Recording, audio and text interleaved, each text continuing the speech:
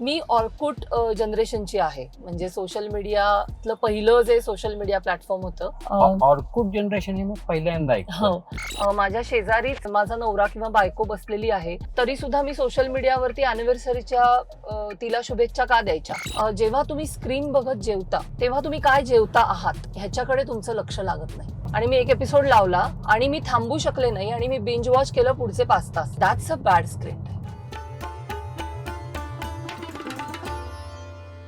Influencer economy कशी चालते, तुम्ही चॉईसेस जे करता ते तुम्ही करता का अल्गोरिदम बेस्ड चॉईसेस असतात, ह्या गोष्टी मुलांना कळणं गरजेचं आहे. फक्त सायबर क्राईम कळून उपयोगाचं नाहीये. करेक्ट आहे. युजर म्हणून ह्या सगळ्या गोष्टी मुलांना समजायला पाहिजेत, पण त्या आता करिक्युलम मध्ये नाही. हो, कारण की मध्ये एकदा आलं होतं की पार्लमेंट मध्ये बसून मिनिस्टर साहेब हो, ते, कारण he was binge watching, yes, म्हणजे ही वॉज अडिक्टेड. या ही वॉज अडिक्टेड. त्यामुळे हे सगळं जोपर्यंत आपण मुलांना शिकवणार नाही ना, तोपर्यंत आपण बरेच प्रश्न सोडवण्याच्या दिशेनेच जाणार नाही.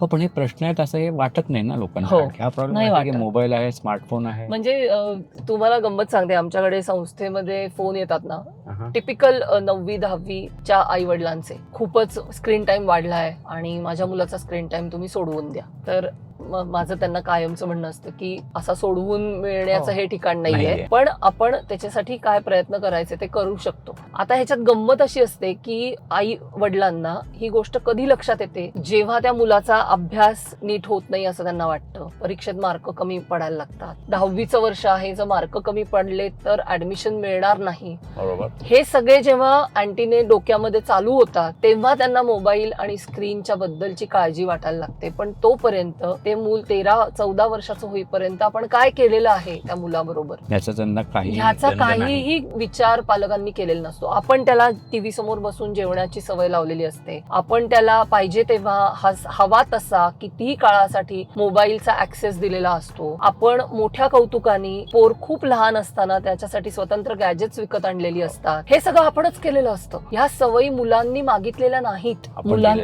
आपण लावलेल्या सवयी असतात. आणि एखादं मूल 10-12 वर्ष एखादी गोष्ट करतंय, त्याच्याबद्दल त्याच्या आजूबाजूच्या कोणालाही काहीही विशेष त्याच्याबद्दल वाटत नाहीये, आणि मग अचानक तुम्ही म्हणताय की आता उद्यापासून हे करू नकोस. असं होत नाही ना, साखर सुटत नाही चहामधली लोकांची. आणि आपण अपेक्षा करतो की 10-10, 12-12 वर्ष मोबाईल वापरणाऱ्या मुलांनी अचानक तो 9वी किंवा 10वीत गेला म्हणून मोबाईल वापरणं बंद करून टाकावं. आपण एक गोष्ट लक्षात घ्यायला पाहिजे की मेंदू तसाच काम करतो जसा तो कुठल्याही प्रकारच्या व्यसनामध्ये काम करतो. म्हणजे मग ते सबस्टन्स ऍडिक्शनचं व्यसन असू दे किंवा इतर कुठलंही व्यसन असू दे, ज्या पद्धतीच्या मेंदूच्या एकूण प्रक्रिया किंवा मेंदूच्या रिॲक्शन्स किंवा मेंदूच्या सवयी आहेत, त्याच्यात आणि डिजिटल ऍडिक्शन मध्ये फरक नाही. It is one and the same. It is one and the same. Dopamine त्यात तेच ट्रॅप्स आहेत, तेच लूप्स आहेत, तीच सायकल आहे. फक्त इकडे तुम्ही काहीतरी शरीरामध्ये सबस्टन्स मध्ये शरीरामध्ये काहीतरी घेता, इथे मेंदूत तुम्ही डायरेक्टली जे काही चाललंय ते मेंदूशी चाललेलं आहे. म्हणजे जे सबस्टन्स तुम्ही घेता ते तुम्ही शरीरात घेऊन ते शेवटी मेंदीवरती अफेक्ट करतं. याच्यामध्ये मधली फळी गायब नाहीये, डायरेक्ट हिट आहे, डायरेक्ट. आणि सगळ्यात आणखीन एक ह्याच्यातली मोठी अडचण म्हणजे डिजिटल ऍडिक्शन पटकन आयडेंटिफाय नाही करता येत. हो, ही एक मोठी अडचण आहे. कारण दारू पिणारा, सिगरेट ओढणारा आणि ड्रगिस्ट व्यक्ती जर असेल तर काही ना काहीतरी शारीरिक सिम्पटम्स दिसतात. हो, की तो व्यक्ती झिंगेलच, किंवा त्याचं काय फुफ्फुसांचे आजार सुरू होतील, खोकला सुरू होईल, किंवा ड्रगिस्ट मध्ये सुद्धा खूप अति सेवन असेल तर त्याचे दुष्परिणाम दिसायला लागतात माणसाच्या शरीरावर. इथे दिसतच नाहीत ना, माणसाचं शरीर बदलत नाही त्या अर्थाने, नाही बदलत, काहीच कळत नाही. जोपर्यंत बिहेव्हिअरल चेंजेस होत नाहीत आणि ते सुद्धा एक्स्ट्रीम, तोपर्यंत काहीतरी चुकलंय, काहीतरी गडबडलंय हे लक्षातच येत नाही. आणि मग जेव्हा लक्षात येतं तेव्हा बरेचदा माझं असं ऑब्झर्वेशन आहे की गोष्टी फार पुढे गेलेल्या असतात, बियॉन्ड. आणि मग त्याला कंट्रोल करणं, त्या सगळ्या गोष्टी खूप अवघड होतात. म्हणजे आता आम्ही कुडाळच्या जवळ इंटरनेट डी ॲडिक्शन सेंटर चालवतो, तर तिथे माझ्या असं लक्षात येतं की फार टोकावर गेल्यानंतर लोक आमच्याकडे मदतीसाठी येतात. थोडं आधी जर आले ना, थोडं डिजिटल वेलबिंगचा विचार माणसांनी मोबाईल हातात घेतल्या क्षणी करायला सुरुवात केली ना, तर इंटरनेट ऍडिक्शन पर्यंत आणि त्याच्यातनं बाहेर येण्याच्या अतिशय किचकट प्रवासापर्यंत जायची वेळच येणार नाही. म्हणजे इन अदर वर्ड्स एक्स्ट्रीमिटी बोलतोय मी, की सिगरेटच्या पाकिटावरती छापलेलं असतं सिगरेट पिणं हे तुमच्या आरोग्यासाठी धोक्यात आहे. तसं कदाचित मोबाईलच्या कव्हरवरती पॅकेजवरती त्यांनी इन्स्ट्रक्शन द्यायला पाहिजे, हे चांगलं आणि हे वाईट आहे. हो, द्यायला पाहिजे. आणि ह्याच्यावरची एक केस आता अमेरिकेत चालू आहे. सेम. हो. Okay. पालकांची एक संघटना आहे अमेरिकेमध्ये, हा. आणि त्यांनी ही सगळी जी मोठ्या कंपन्या आहेत ज्यांची प्रॉडक्ट्स आपण वापरतो, हो. ह्या सगळ्या कंपन्यांच्या विरोधात त्यांनी केस केलेली आहे कोर्टामध्ये. आणि त्यांचं म्हणणं असं आहे की डिस्क्लेमर नाहीये. जसं बाकी गोष्टींमध्ये डिस्क्लेमर दिलेलं आहे, तसं तुम्ही सोशल मीडिया प्लॅटफॉर्मवरती जेव्हा मुलं येतात, लॉग इन करतात, त्याच्या आधी त्यांना हे समजणं गरजेचं आहे की हे ॲडिक्टिव्ह आहे. नाही, पण त्याच्यासाठी सगळीकडे तुम्ही करायला गेला इंटरनेटवरती आज, की तुम्हाला एक टर्म कंडिशन येतं आणि ते आय एग्री म्हणून एक बटनच येतं तिथं. बस आय एवढंच डिसएग्री येतं. म्हणून बटन नाहीच आहे. त्यामुळे ती केस चालू आहे आता, की जिथे त्यांचं म्हणणं असं आहे की मुलांना तुम्ही आधी हे सांगा, मुलांना तुम्ही याच्या ट्रेनिंगसाठीचे व्हिडिओज दाखवा आणि मगच त्यांना त्याच्यात लॉग इन करण्याची परवानगी द्या. आत्ता जे थेट लॉग इन आहे हो. तसं मुलांसाठी असता कामा नये असं त्या पालक संघटनेचं म्हणणं आहे. आणि त्याची केस आता चालू आहे अमेरिकेमध्ये. पण त्याचबरोबर असंही आहे की काही ठिकाणी म्हणतात की 13 वर्षाच्या खाली तुम्हाला इंटरनेटला ऍक्सेस नाही, फेसबुकचं ओपन होणार नाही अकाउंट. याला how do you identify digital age? नाही, मला असं वाटतं की हे किती तुम्ही जरी म्हणलात ना की 16 वर्षाच्या खाली मुलांना सोशल मीडिया बॅन करा, आता केलंय, युके मध्ये झालंय, ऑस्ट्रेलियामध्ये झालंय, पण तुम्ही हे ठरवणार कसं की ती व्यक्ती 13 वर्षाची आहे, 10 वर्षाची आहे, 16 वर्षाची आहे, 40 वर्षाची आहे? जोपर्यंत एज व्हेरिफिकेशन करता येत नाही तोपर्यंत त्या व्यक्तीचं वय तुम्ही आयडेंटिफाय करू शकत नाही. म्हणजे आता भारतामध्ये अशी परिस्थिती आहे की अनेक मुलं 13च्या खालची, म्हणजे 10 ते 12 ह्या वयोगटातली मुलं, 9 पासून सुद्धा ही सोशल मीडिया प्लॅटफॉर्मवर असतात, जिथे सोशल मीडिया प्लॅटफॉर्म असं म्हणतो की 13 वर्ष पूर्ण व्यक्तीने यावं. बरोबर. पण ही सगळी मुलं असतात. आता ही मुलं कशी असतात, ते यांचं वय बदलतात. हो, कारण त्यांची व्हेरिफिकेशन नाहीच आहे ना काही. तुम्ही टाकाल ते सेल्फ व्हेरिफिकेशन, त्याला काही अर्थ नसतो. मुलं वाटेल ती वय वाढवून स्वतःची तिथे जातात आणि ते सगळे प्लॅटफॉर्म कन्झ्युम करतात. त्यामुळे 16 वर्षाच्या खाली जरी तुम्ही म्हणलं की सोशल मीडिया बॅन, पण तो तुम्ही लावणार कसा? त्याचं एज व्हेरिफिकेशनची व्यवस्थाच नाहीये. काहीच व्यवस्था नाही. म्हणजे इतकी व्यवस्था नाहीये की पॉर्न साईट वरती तुम्ही गेलात तर तिथे बटन असतं 18+ असाल तर एंट्री. आता 10 वर्षाचं मूल समजा तिथे गेलं, त्यांनी हो मी आहे 18+ असं म्हणून एंट्री केली तर ते जाऊच शकतं. त्याला कंट्रोलच नाही करता येऊ शकत. बंधन नाही, काहीच बंधन नाही. आणि जोपर्यंत ही बंधनं येत नाहीत तोपर्यंत त्या अर्थाने आपण मुलांसाठी काही करू शकतो असं मला प्रामाणिकपणे वाटत नाही. म्हणजे तिथं पालकांचा किंवा त्यांच्याबरोबर असणाऱ्या ऍडल्ट लोकांचाच महत्वाची भूमिका आहे की कधी मुलांना एक्सपोजर द्यायचं, कधी मोबाईल द्यायचे, कधी गॅजेट्स द्यायची, कधी त्यांना त्यांच्याशी ह्या सगळ्या विषयावरती बोलायला कधी सुरुवात करायची. पालक 10वीत बोलायला सुरुवात करतात, 9वीत बोलायला सुरुवात करतात, जेव्हा मार्क कमी होतात. हा, त्याचा उपयोग नसतो ना. ज्या क्षणी तुम्ही त्याला एक्सपोजर देताय त्या क्षणापासनं तुम्ही बोलणं अपेक्षित आहे, तर त्याचा उपयोग होईल. पण मग ते आजकालच्या मुलांना ऍक्च्युअली ठीक आहे, म्हणजे I put it the way it is been put across.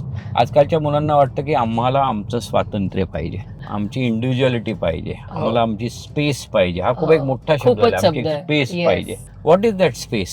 काय झालंय माहितीये का, मला वाटतं हे सगळे शब्द सुद्धा पालकांकडनं मुलांकडे गेलेले आहेत. बरोबर. पालक दमून घरी येतात काम करून आणि मग मूल काहीतरी सांगायला येतं आणि मग पालक म्हणतात थांब रे जरा, मी आत्ताच दमून आलोय, जरा मला माझ्या गोष्टी करू दे, मग तुझ्याशी बोलतो. सो इनडायरेक्टली तुम्ही हे सांगताय त्या मुलाला की आय नीड माय स्पेस आणि तू आत्ता माझ्या स्पेस मध्ये वेलकम नाहीयेस, तू नंतर ये बोलायला.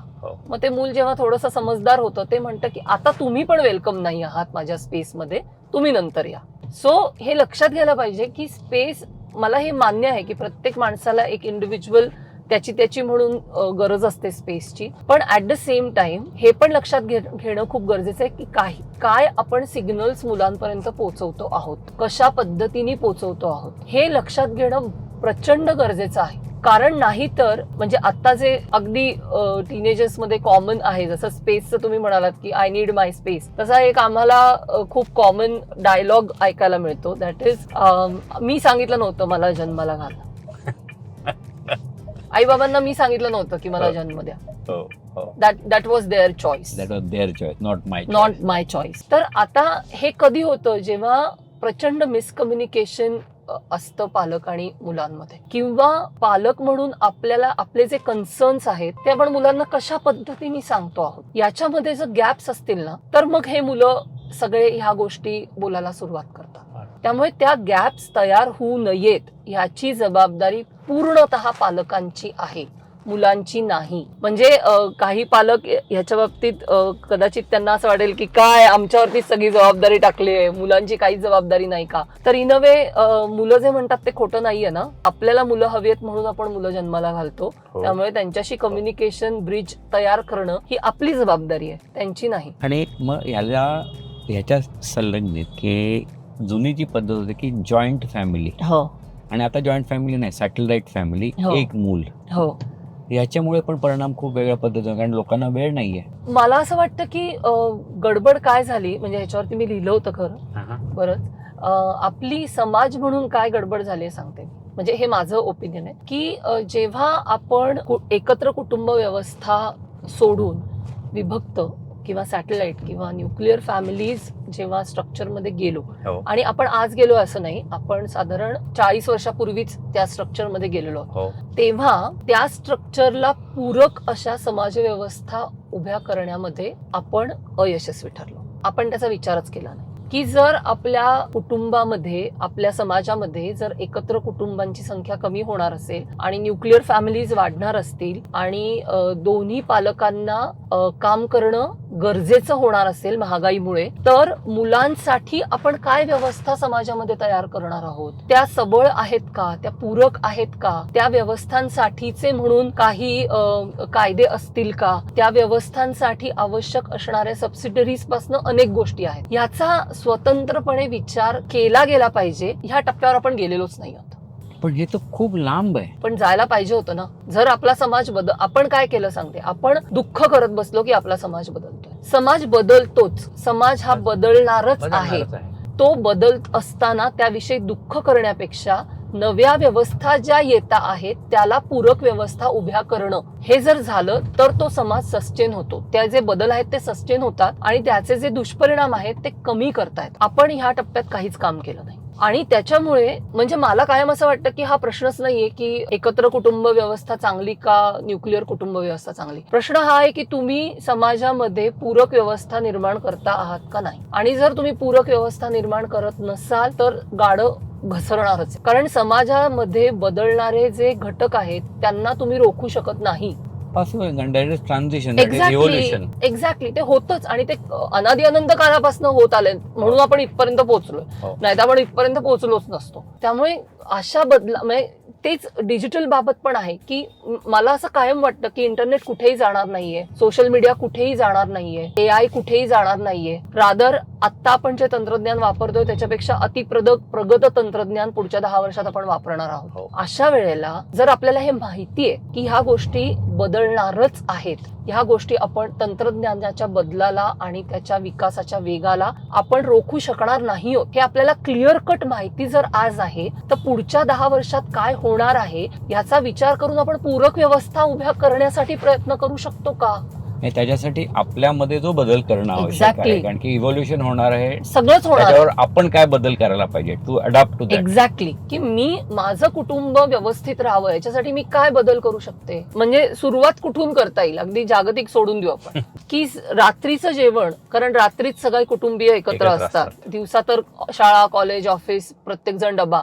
रात्रीचं जेवण जे आहे ते जेवण आपण सगळे एकत्र करू आणि स्क्रीन शिवाय करू. इथून आपल्याला सुरुवात करता येईल का. मोठ्या जाऊ देत गोष्टी, हे छोट्या गोष्टी आहेत. किंवा आम्ही कायम सांगतो की सकाळी उठल्यानंतर पहिला 1 तास आणि रात्री झोपायच्या आधीचा 1 तास हा आपल्याला स्क्रीन शिवाय घालवता येतो का. हे छोटे बदल आहेत, पण हे छोटे बदल सस्टेन करतील तुम्हाला, मला, सगळ्यांना. हे छोटे बदल आपल्याला त्या ओव्हर स्टिम्युलेशन पासनं, त्या डिजिटल फटीक पासनं, त्या इंटरनेट ऍडिक्शन पासनं दूर राहायला मदत करणारे बदल आहेत. म्हणजे ज्याप्रमाणे आता सगळीकडे ऐकायचं डाएट हा एक मोठा विषय झालेला आहे की बाबा दिवसात 1 वेळ जेवा, 12 तासामध्ये एकदा जेवा, कोण म्हणतं 4 तासांनी अर्धा तास खा. आपण आता सिमिलर डाएट हा डिजिटल साठी देता येईल का. खरं तर मी सांगू का, डाएट ऍज सच नाही देता येत, कारण प्रत्येकाचं इंटेक जो आहे कन्झम्पशनचा तो वेगळा वेगळा असतो. पण बेस रूल काही आपल्याला देता येऊ शकतात. जसं मी म्हणलं की सकाळचा पहिला 1 तास आणि रात्री झोपायच्या आधी 1 तास, दिवसातनं हे 2 तास जरी आपण वाचवू शकलो तरी त्याचा मेंदूवर होणारा परिणाम, त्याच्यातनं तयार होणारा स्ट्रेस, अँझायटी या सगळ्यापासून वाचायला मदत मिळते. दुसरा एक छोटा उपाय म्हणा किंवा एक ट्रिक की म्हणजे मी एक प्रयोग केला होता, नथिंग डुईंग. मी नथिंग डुईंग आउटस्टँडिंग हा की 45 मिनिटं काहीही न करता एका जागी बसायचं, ज्याच्यामध्ये तुम्ही बोलणं अपेक्षित नाही, चुळबुळ करणं अपेक्षित नाही किंवा फिजिकल कम्युनिकेशन काहीतरी डोळ्यांनी किंवा हातवाऱ्यांनी करणं अपेक्षित नाही. तुम्ही काहीच करणं अपेक्षित नाही, मेडिटेशन अपेक्षित नाही, ब्रीदिंग एक्सरसाइजेस अपेक्षित नाहीत, काहीही करू नका, नुसते बसा. ह्याचा प्रचंड चांगला इम्पॅक्ट होतो आपल्या मेंदूवरती. वेडा होईल माणूस पण असं नाही होत. मी हा प्रयोग करून बघितलेला आहे आणि तो खूप अमेझिंग एक्सपिरियन्स असतो. अतिशय सुंदर वाटतं केल्यानंतर. माझं म्हणणं असं आहे की 45 मिनिटं तुम्हाला करणं शक्य नसेल तर रोज 5 मिनिटं करा. Start with 5 minutes. Sit 5 minutes at a place, काहीही न करता, डोळे बंद करू नका, ध्यान करू नका, दीर्घ श्वसन करू नका, काही करू नका, नुसते बसा आहात तसे. जे विचार येत आहेत ते येऊ देत, जे विचार जात आहेत ते जाऊ देत, जे काही तुमच्या मनात होतंय ते होऊ दे, जे काही विचारांचं होतंय ते होऊ दे, काही करू नका. Nothing. So be in a state of nothing. ह्याचा डेफिनेटली तुमच्या मेंदूवरती खूप चांगला परिणाम होतो. तुमच्या मेंदूला जे काही ओव्हर स्टिम्युलेशन दिवसभरात होणार असतं किंवा झालेलं असतं ते सस्टेन करायला ताकद मिळते. मेंदू शांत होतो, स्टेबल होतो, तुम्हाला पण बरं वाटतं. म्हणजे ही कल्पना खूप ऑड वाटते की काही न करता कसं बसायचं. हे पण कशात ना आलंय माहितीये का? मला असं वाटतं की आपण इतके मल्टीटास्कर्स झालेलो आहोत ना की आपल्याला हे मान्यच नाही की काही न करता बसता येऊ शकतं. म्हणजे तुम्ही आठवा ना की पूर्वीच्या काळामध्ये मी लहान असताना किंवा इव्हन टीनेजर मध्ये सुद्धा अशी माणसं दिसायची बघा नाक्यावरती, बस स्टॉप बसले, नुसते बसलेली असायची, ऑब्झर्व करतात, बघत असतात, काहीही करत नसायची, ती नुसती बसलेली असायची. आता अशी माणसं दिसतात का आपल्याला? दिसतच नाहीत. नुसती बसलेली असली तरी ती मोबाईल मध्ये काहीतरी करत असतात. म्हणजे ती नुसती नाही आहेत बसलेली, ती काहीतरी करतात. डोक्याला खुराक आहे. हा. सो नुसतं बसणं हा एक अमेझिंग पर्याय असतो ज्याने तुम्हाला कमाल वाटतं. म्हणजे आणि तो अनुभव मला शब्दात सांगता येणार नाही, तो प्रत्येकाने अनुभवावा असं माझं येस, अशी माझी प्रामाणिक इच्छा आहे. आणि दुसरा एक छोटी ट्रिक म्हणजे जे कोणालाही कधी करता येण्यासारखं आहे ते म्हणजे नो स्क्रीन डे किंवा नो स्क्रीन टाइम. की एक दिवस पूर्ण तुम्ही स्क्रीन पासून सुट्टी घ्या, त्यांनी पण सगळं तुमच्या मेंदूमध्ये रिसेट व्हायला मदत होते.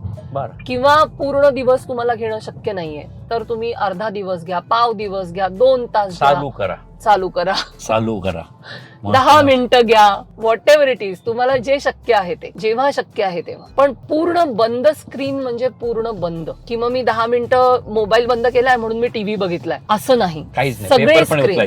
सगळे स्क्रीन, सगळा इनपुट बंद करा माहितीचा. कारण माहितीचं पण ऍडिक्शन होतं. गरज नसते एवढी, मला तर हल्ली वाटतंच की आपल्याला गरज नाही एवढी माहिती आणि गरज नाही एवढी इन्फॉर्मेशन, आपलं मनोरंजन. हा म्हणजे माझा फील्ड नाही, पण मी सगळं बघतो.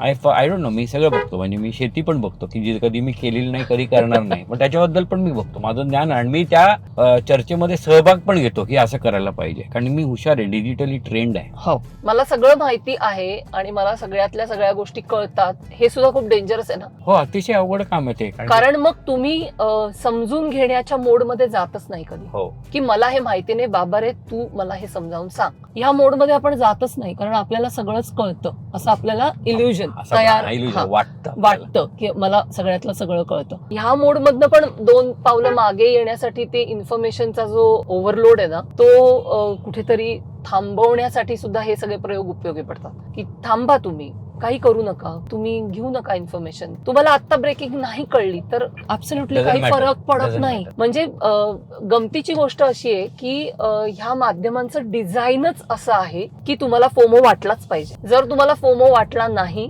तर ह्यांचे दुकानं बंद होतील. त्यामुळे तुम्हाला सतत असं वाटलं पाहिजे की अरे मला ब्रेकिंग कळली नाही. तुम्हाला सतत असं वाटलं पाहिजे की आता काय झालं असेल सोशल मीडियावरती, मला कळलं नाही. तुम्हाला सतत असं वाटलं पाहिजे की अरे माझा मित्र त्या गेमिंग मध्ये पुढच्या लेवलला तर गेला नसेल ना. हे सतत करायचं काय तुला, हे सतत वाटत राहणं ही त्या माध्यमांची गरज आहे. कारण ती सगळी माध्यमं भावनांवर चालतात आणि भावना विकतात.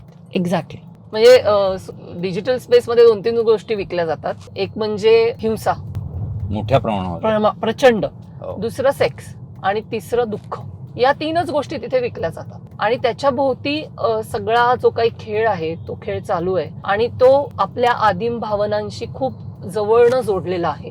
त्यामुळे आपण त्याला हुक्ड असतो. आणि आता एक लोकांना सगळी सवय आहे की मी काहीही केलं की ते सोशल मीडियावरती पोस्ट हो. करायला पाहिजे.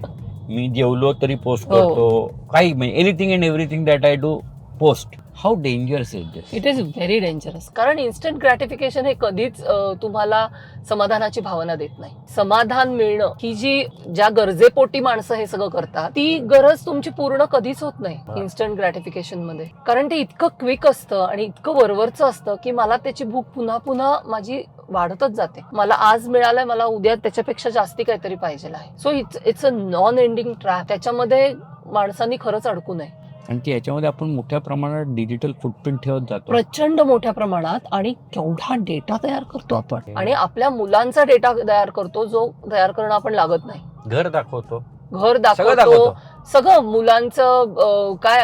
अनेक पालक, माझा मुलगा इतके वाजता शाळेत गेला, इतके वाजता घरी परत आला, तो ह्या क्लासला जातो, तो त्या क्लासला जातो, त्याचा आज वाढदिवस आहे, त्याचा आज काय हे प्राइस त्याला मिळालं. म्हणजे तुम्ही त्याच्या आयुष्याचा लिटरली रियालिटी शो करावा बाजार करता तसा तुम्ही रियालिटी शो त्या सोशल मीडियावरती चालवता. विच इज म्हणजे मला असं वाटतं की आपण हा विचार करावा की आपलं मूल आता लहान आहे, समजा 4-5 वर्षाचं आहे, ते 16 वर्षाचं झाल्यानंतर सोशल मीडियावरती जेव्हा येईल तेव्हा स्वतःविषयीची इतकी प्रचंड माहिती वाचून त्याचं काय म्हणणं असू शकेल, हा पहिला मुद्दा. दुसरा, ते मूल सोशल मीडियावरती ऍक्टिव्हली येण्याच्या आधी त्या डिजिटल जगाला त्या मुलाविषयी किती प्रचंड माहिती आहे. ज्या मुलाला त्या जगाविषयी फार माहिती नाही किंवा तिथले त्याचे अजून मित्रमैत्रिणी बनले नाहीयेत, पण त्या जगाला मात्र ह्या मुलाविषयी प्रचंड माहिती आहे. मग ते जग ह्या मुलाला ऍज अ कन्झ्युमर ग्रूम करणार नाही ते आपण खात्रीलायक पद्धतीने सांगू शकतो का?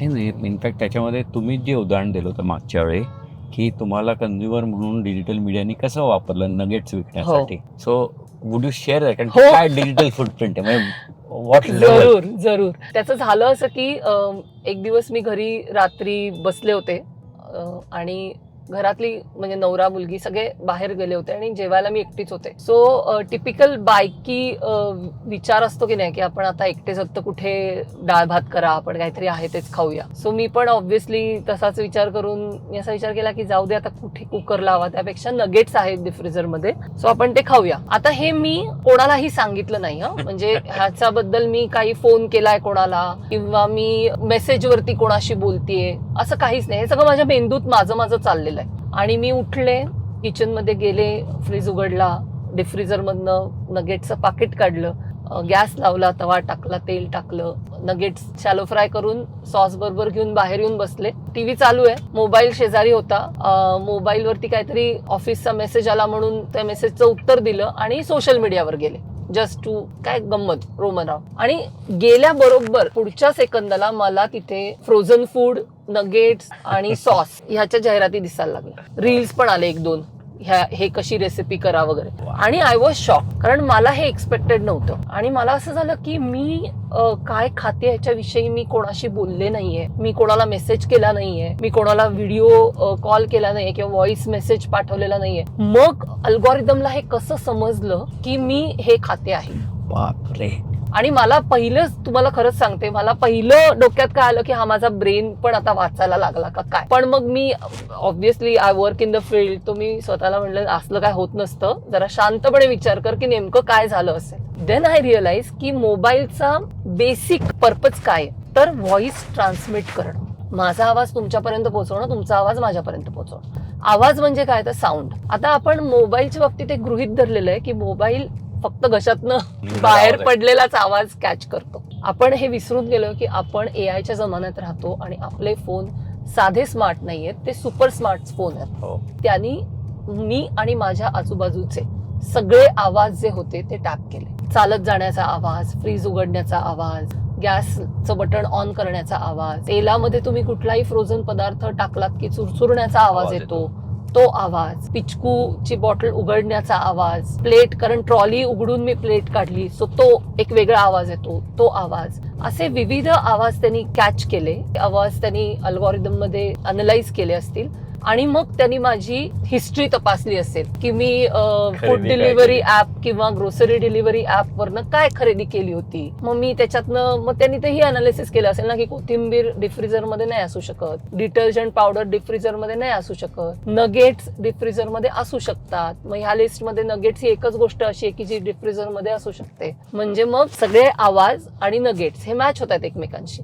मग ह्याचा अर्थ ह्या जी कोणी व्यक्ती आहे ही आता नगेट्स खातीये, सो हिला त्याच्या संदर्भातल्या जाहिराती आणि रील्स दाखवा. आणि म्हणून माझ्या स्क्रीनवरती मला ते सगळं दिसायला लागलं होतं. सो आपण आपली गॅजेट्स हलक्यात घेऊ नये कुठल्याही पद्धतीने. म्हणजे हल्ली जे लोक सारखं सांगतात ना की आम्हाला असं वाटतं आमचा फोन आमचा आवाज रेकॉर्ड करतो किंवा ऐकतो, तो ऍक्च्युली तुमचा आवाज ऐकत नसतो. म्हणजे असं नसतं की चला आता मुक्ता चैतन्य काय बोलतायत हा आवाज आपण ऐकूया. त्याचं त्यांनी काय घेणं देणं नाही त्याला. तो साऊंड कॅच करतो आहे आणि तो सगळे साऊंड कॅच करून त्या आवाजांचा अनालिसिस करून तुम्हाला गोष्टी दाखवतो. म्हणजेच ह्याचा अर्थ सरळ सरळ असा होतो की आपला डिजिटल डेटा म्हणजे फक्त आपण काय सर्च करतो, काय लिहितो, कुठले फोटो आणि व्हिडिओज पोस्ट करतो इतकंच मर्यादित नाहीये. आपलं शरीर हा आपला डिजिटल डेटा आहे. आपला आवाज, आपले फिंगरप्रिंट्स, आपला रेटिना डोळ्यांचा, एव्हरीथिंग इज डिजिटल फुटप्रिंट. आणि हे डोक्यात ठेवून ती गॅजेट्स आपण वापरली पाहिजेत आणि मुलांच्या हातात कधी द्यायची याचे निर्णय करणं गरजेचं हे आहे. बघा रस्ता अडवत चालतो. त्याचप्रमाणे कारण मी मेटा AI मध्ये व्हॉट्सअपला एकदा टाकलं होतं की मला ऍसिडिटीसाठी काहीतरी गाईड करवावा, आणि त्याच्यानंतर केव्हाही मी रेस्टॉरंट शोधायला गेलो की तो मला रेस्टॉरंट तर दाखवतो, त्याबरोबर सांगतो हे मागवा आणि त्याला हे करायला सांगा म्हणजे तुम्हाला ऍसिडिटीला त्रास होणार नाही. हा डिजिटल डेटा आहे. हा डिजिटल डेटा आहे. And I am like this is enough. This is crazy. This is crazy. I think we can talk for another about 4 hours minimum. या But let's take a break here. Yes. We will continue this some other day. So नक्की. thank you very much. I'm sure की आपले जे प्रेक्षक आहेत त्यांना हे आवडेल, आणि मी सगळ्यांना विनंती करेन की this is nothing to do with me और माय चॅनल और मुक्ताताई और her promotion. This is for our wellbeing. कारण की Exactly. आज टेक्नॉलॉजी आपल्यासाठी आहे का आपण टेक्नॉलॉजीसाठी बरोबर. आहोत हे समजून घेण्यासाठी या पद्धतीचे जे काही एक्सपर्ट्स आहेत त्यांनी सांगितलेल्या गोष्टी आहेत त्या समजून घ्या. कारण की पुढची जनरेशन आणि तुमची जनरेशन दोन्ही याच्या ऑलरेडी अधीन गेलेले आहे. प्रचंड. म्हणजे असं मानलं जातं की जेनझी ही शेवटची जनरेशन आहे ज्यांना फ्री विल आहे. त्याच्यानंतरच्या कुठलीही जनरेशन ही फ्री विल मध्ये असेल का, त्यांचे चॉईसेस ते स्वतः करू शकतील का, याच्याबद्दल देर आर खूप सिरियस डाऊट्स आहेत. करू शकणार नाही. कारण की करूच मी शकणार माझा नाही. मुलगा किंवा मुलगी 18 वर्षाची होऊसपर्यंत त्याची प्रत्येक गोष्ट ऑलरेडी प्रिंट केलेली Exactly. असेल. So they cannot have an opinion by themselves. They not allowed to. Yeah. So with that let's take a break yes. And thank you very much. Thank you so much. Thank you. Thank you.